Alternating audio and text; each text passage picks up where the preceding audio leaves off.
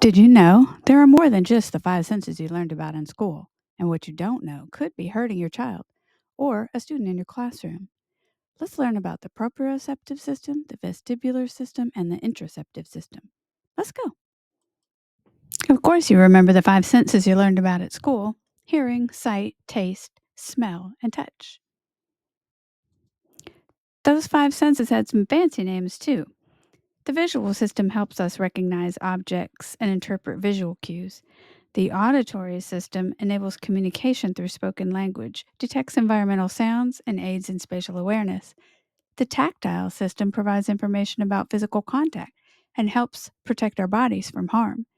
The olfactory system helps us identify smells, triggers memories, and alerts us to dangers like smoke and spoiled food. The gustatory system helps with food selection, nutritional intake, and the enjoyment of flavors. The first one you might not be familiar with is the vestibular system. The vestibular system controls balance and spatial orientation. The inner ear structure and the vestibular nerves detect changes in the head position, movement, and gravity to maintain balance and posture.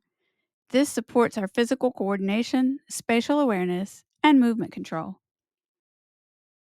The systems we didn't talk about in school are the ones that may have made school so difficult for you or someone you know. Teachers don't learn much in college about how the dysregulation of these systems can affect their classrooms. Yet, vestibular dysregulation is a very real struggle for students with ADHD and autism. Now, imagine you're on a small boat in a rough sea. Even when you try to stand still, the constant motion makes you feel unsteady, disoriented, and even nauseous. Now, add the expectation to focus and stay calm and do classwork. It's overwhelming. There are things that can help. First, you need to figure out, is the child constantly seeking movement? Is he or she constantly rocking, spinning, or needing to pace to regulate their sensory needs? That's the hyposensitivity, the sensory seeker. The vestibular system regulates balance and spatial awareness. So the hypersensitive neurodivergent student may avoid movements that impact focus and comfort. They may experience fear of activities that are difficult or involve movement or require balance, like climbing and swinging. PE and recess may actually cause them significant anxiety.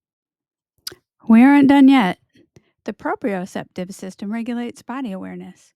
Imagine you're playing a video game where the controller is lagging. You press a button, but your character doesn't respond the way you expect it. It jumps too high, too late, or not at all. You're constantly overcompensating or second guessing your moves because you can't trust the feedback. For kids with proprioceptive dysregulation, this is how their bodies feel, like the signals between their brain and their muscles are out of sync. Everyday tasks become frustrating because they can't quite control their own movements the way they want to. Proprioception helps children understand where their bodies are in space.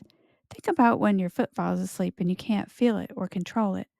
For a child, it's the internal awareness of their body's movements and position, such as feeling the weight of their arms, the pressure of their feet when they're walking, and the appropriate grip of a toy. Without visual cues aiding motor skills and self regulation, neurodivergent students may struggle, leading to clumsiness or a need for strong sensory input. There are two types. Hyposensitivity are those students that are craving deep pressure, like squeezing and heavy work. These activities can also include things like carrying or pushing objects or standing on a vibration board.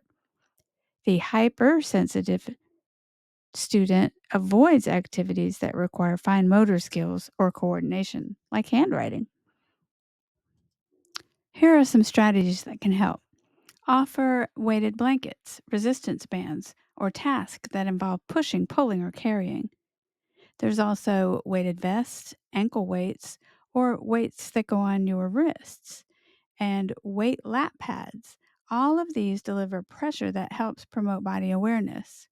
Resistance bands are easy to implement in the classroom and can be used by all students so that students with special needs are not singled out. Heavy lifting activities can be planned in advance. Maybe you can plan with the office or another teacher that has a student that needs proprioceptive input. They can carry a small, sealed box of mystery books to the other room. Then, when that teacher or student needs the same kind of sensory input, they can bring it back. The students get to help, and it satisfies their proprioceptive needs. The interoceptive system controls internal body awareness. Interoception affects the ability to recognize internal states like hunger, thirst, or needing to use the bathroom. Children may experience difficulty identifying when they're hungry, tired, or overstimulated. These children may have increased emotional dysregulation because of their poor body awareness and physical cues that their body is trying to give them. Think about being so involved or absorbed in a task that you don't notice that you're hungry or that you need to use the bathroom. But then you have to ask permission to satisfy these needs, and you've waited until the last minute. Their body's internal signals are muted, leading to emotional outbursts that can't be explained. Some students have overall sensory processing dysregulation, sensory integration challenges. Neurodivergent students often experience difficulty integrating sensory input across systems, leading to sensory overload or sensory seeking. They can't tell you why, so their actions are misunderstood and often criticized. Imagine you got in trouble every time you sneezed. You can't control your sneezes.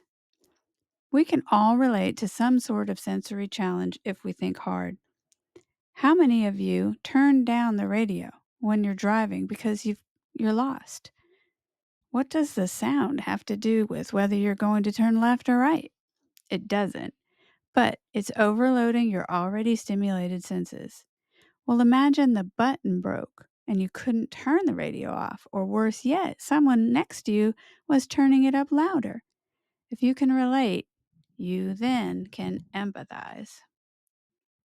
When children are overwhelmed by a multisensory environment, like a noisy space, a space with bright or flashing lights, or a large crowd, they may become extremely stressed or agitated.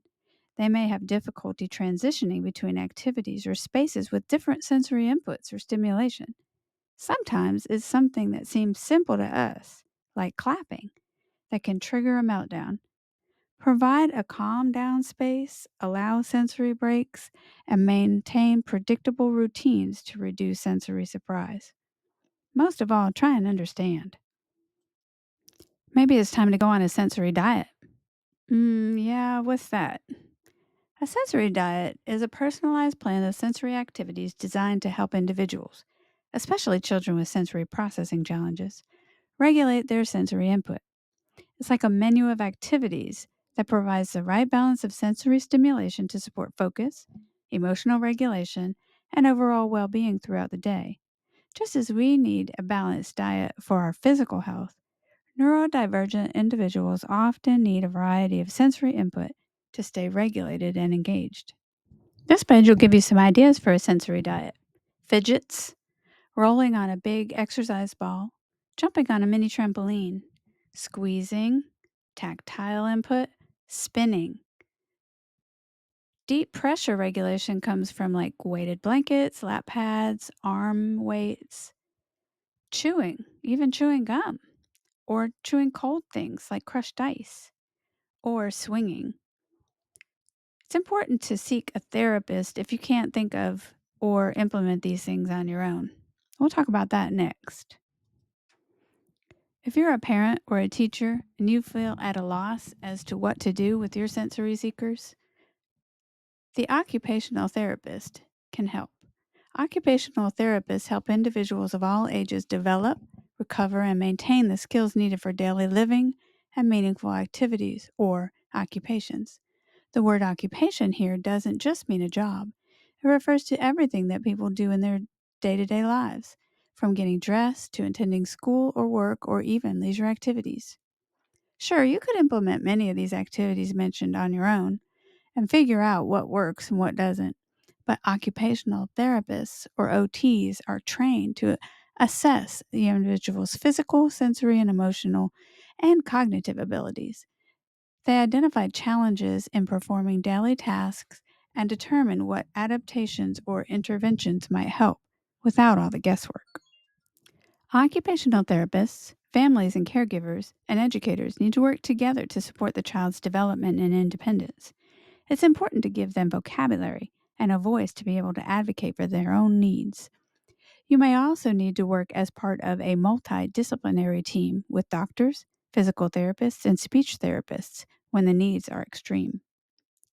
We all want to feel regulated. We just don't all have the words to say it. For more on behaviors that baffle you, check out the blogs on behavior at www.whendoessesleep.com. You can also find some of the things on that sensory diet to purchase, or a cool teacher t-shirt. Remember to like and subscribe. Thanks.